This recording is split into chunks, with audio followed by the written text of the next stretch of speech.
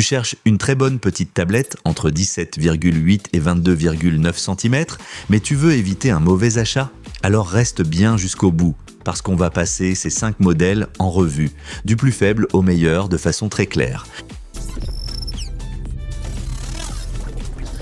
Ce modèle arrive à la dernière place et il y a surtout une raison à cela, les performances. Ce n'est pas une mauvaise tablette, mais en comparaison directe, on sent vite qu'elle a surtout été pensée pour des usages très simples. Il y a quand même plusieurs points positifs. Tu as un format compact, 128 Go de stockage dès le départ, une extension de stockage par micro SD et même Android 15. Pour regarder des vidéos, lire, utiliser des applis simples et faire un peu de navigation, ça peut suffire au quotidien. Surtout si tu cherches juste un appareil d'appoint, pas cher pour le canapé, elle ne paraît pas si mauvaise au premier abord. Mais le vrai problème est clair, le processeur est ici le moins puissant du groupe. Résultat, les applis se lancent plus lentement, le multitâche devient plus vite laborieux et la tablette a tout simplement moins de marge que les autres. En plus, on n'a que 60 Hz et une charge lente. En comparaison directe, elle donne plutôt l'impression d'un modèle de base alors que les autres offrent plus de souplesse. Je ne la conseillerais que si le prix est vraiment très bas et que tu sais exactement que tu n'as pas besoin de rapidité. Pour tous les autres, il y a dans cette liste des options plus convaincantes. Tu trouveras les liens vers toutes les tablettes de la vidéo au meilleur prix dans la description en dessous. À la 4e place, on retrouve cette Lenovo. Elle fait tout de suite mieux que le dernier modèle parce qu'ici tu as la LTE et la navigation. C'est pratique si tu veux rester connecté en déplacement sans dépendre en permanence du Wi-Fi. Au quotidien, elle marque aussi des points avec une vitesse de base correcte, des haut-parleurs stéréo et un boîtier bien fini. Pour le streaming, la navigation, la messagerie et un peu de web, c'est un ensemble agréable. Par rapport au modèle précédent, elle est simplement plus polyvalente, parce que tu peux aussi bien l'utiliser en mobilité. Alors pourquoi elle ne monte pas plus haut? C'est simple, 3 Go de RAM et 32 Go de stockage, c'est aujourd'hui assez limité. À la longue, ça freine plus qu'on ne l'imagine au départ. Face à la Samsung ou à la Lenovo plus puissante, elle atteint plus vite ses limites, surtout si plusieurs applis sont ouvertes ou si le stockage commence à se remplir. Elle est surtout intéressante pour ceux qui veulent une petite tablette avec LTE pour les déplacements et qui n'attendent pas de grosses performances. Mais si tu veux plus de marge, reste bien là, parce que maintenant on passe au modèle plus solide. Et si ce genre de comparatif t'aide, pense à liker la vidéo et à t'abonner à la chaîne. À la 3e place, on a la Samsung. Et là, ça devient vraiment intéressant. Parce qu'en performance pure, cet appareil fait même partie des meilleurs du comparatif. Dès les premières minutes, on le sent, l'ensemble est plus rapide et réagit mieux. Au quotidien, c'est un vrai avantage. Les applis s'ouvrent plus vite, le passage d'une application à l'autre est plus fluide et même avec plusieurs tâches en même temps, l'ensemble paraît plus stable que sur les 2 modèles précédents. En plus, on a un boîtier en métal sérieux, des haut-parleurs stéréo, un port micro SD et une prise casque. C'est un ensemble très cohérent pour ceux qui veulent simplement une petite tablette fiable.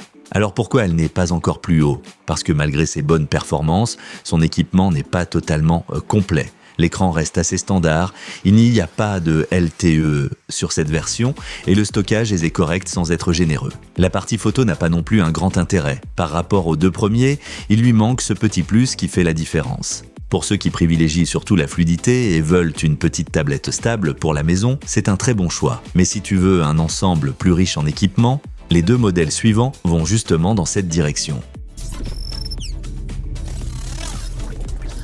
À la 2e place, on retrouve cette Lenovo et c'est le genre d'appareil qui donne une impression très équilibrée au quotidien. Ce n'est peut-être pas le champion absolu en puissance brute, mais dans l'ensemble, il est vraiment cohérent. Son vrai point fort, c'est l'impression générale qu'il laisse. L'écran est bien lumineux pour cette catégorie. Les haut-parleurs font du bon travail avec Dolby Atmos et la puissance suffit largement pour les usages classiques sur tablette. En plus, Lenovo annonce une vraie perspective de mise à jour et pour beaucoup d'acheteurs, c'est plus important que ça n'en a l'air sur une simple fiche technique. Par rapport à la Samsung, il paraît un peu moins puissant, mais il donne aussi l'impression d'un produit mieux pensé dans sa globalité. Bien sûr, il a aussi ses limites. Le stockage n'est pas le plus rapide, l'écran reste assez simple en définition et 60 Hz n'ont plus rien d'exceptionnel aujourd'hui. Ceux qui veulent avant tout un maximum de puissance préféreront la Samsung. Ceux qui veulent à la LTE regarderont plutôt du côté de la Blackview en tête du classement. Mais comme appareil bien équilibré, cette Lenovo se place très haut. Je la recommanderais à ceux qui veulent une petite tablette simple, agréable à utiliser et cohérente sur la durée. Et justement, avec ça, on arrive à la première place. À la première place, on trouve cette Blackview, parce qu'elle propose le pack le plus complet pour une petite tablette. Elle n'a pas forcément la puce la plus rapide du groupe, mais elle offre l'équipement le plus généreux. Et c'est exactement ce qui fait la différence ici. Tu as 90 Hz, 256 Go de stockage, 6 Go de RAM, la LTE, le double emplacement SIM et une grosse batterie de 6000 mAh. En clair, ça veut dire plus d'espace, plus de flexibilité et plus de confort au quotidien. Face à la Samsung, elle offre moins de puissance brute, mais nettement plus d'équipement. Face à la Lenovo classée deuxième, elle est tout simplement plus polyvalente, surtout si tu veux rester connecté en déplacement ou stocker beaucoup de contenu en local. Elle n'est quand même pas parfaite. L'écran reste assez simple en netteté et la charge n'est pas particulièrement rapide. En plus, on trouve moins de retours indépendants sur ce modèle que sur Samsung ou Lenovo. Autrement dit, sur le papier, elle est extrêmement solide, mais en matière de confiance et d'impression sur le long terme, les marques plus connues gardent un petit avantage. Malgré ça, pour beaucoup de gens, c'est l'offre la plus intéressante de ce groupe. Si tu veux une petite tablette qui embarque un maximum d'équipements dans un format compact, alors c'est bien ce modèle qui remporte notre classement. Regarde bien les meilleurs modèles via les liens dans la description et compare les prix actuels. Si la vidéo t'a aidé, laisse un like et abonne-toi à la chaîne.